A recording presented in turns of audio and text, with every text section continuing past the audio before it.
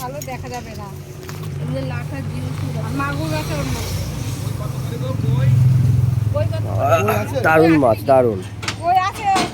আচ্ছা, জিওল টিওল দিয়ে ট্যাংরা জিওল দিয়ে মিক্স করে দাও। জিওল আছে, মাগুর আছে। জিওল আর ট্যাংরা দিয়ে মিক্স করে দাও। হ্যাঁ, দাও দাও দাও দাও।